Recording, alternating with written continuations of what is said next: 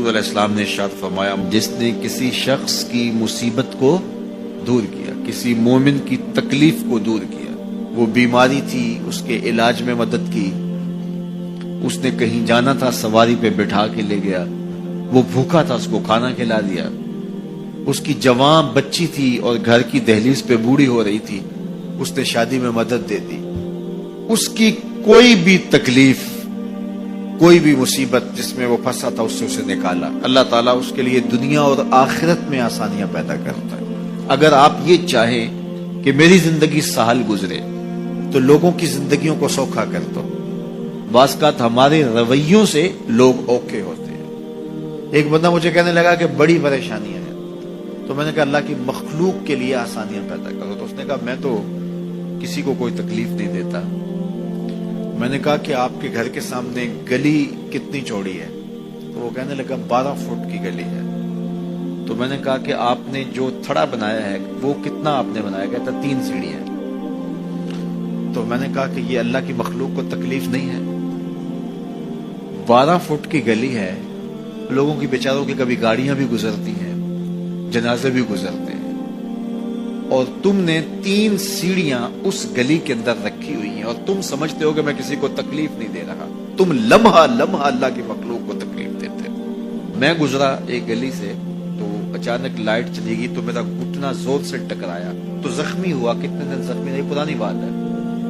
تو وہ کسی نے اپنے گھر کے سامنے 3 فٹ اونچا گٹر بنایا ہوا تھا۔ 8-10 فٹ گلی ہے اور 2 فٹ کا گٹر اونچا بنایا ہے، اور گلی سے ہم جا رہے ہیں تو گھٹنا لگا اور زخمی ہوا۔ پتہ نہیں کتنوں کے زخمی ہوئے ہوں گے، کئی بیمار گرے ہوں گے، لیکن اس نے اس کو ہٹایا نہیں ہے، اس لیے کہ وہ سمجھتا ہے کہ گلی پر اتنا تو میرا حق ہے۔ ہمارے دین نے تو ہمیں کس قدر آسانیاں سکھائی ہیں، کس قدر سہولتیں ہمارے دین نے ہمیں دی ہیں، اور لوگوں کی جان سوکھی رہے، لوگوں کو تکلیف میں مبتلا نہ ہونے دیں، لوگوں کو اذیت میں مبتلا نہ ہونے دیں۔ میں تو یہ بھی دیکھتا ہوں کہ لوگ 12 فٹ کی گلی ہے اور اس کے اندر دکان ہے، تو سامنے اس طرف کا جو ہے وہ موٹر سائیکل کھڑا کر کے تو اندر سے جو ہے وہ کوئی چیز خرید رہے ہوتے ہیں، تو باہر سے کوئی بیچارہ آ کے ہارن دے رہا اور کھلو جا، کوئی نہیں ٹکالی پہ۔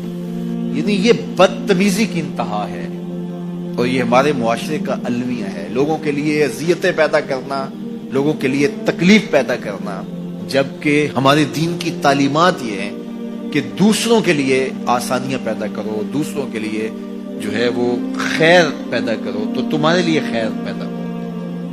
تو اس لیے فرمایا گیا کہ جس نے کسی شخص کے لیے آسانی پیدا کی تو اس کے لیے بھی آسانی پیدا ہوگی، لیکن صرف دنیا پہ نہیں ہوگی بلکہ اس کے لیے اس کے بدلے میں آخرت میں بھی آسانی پیدا ہوگی۔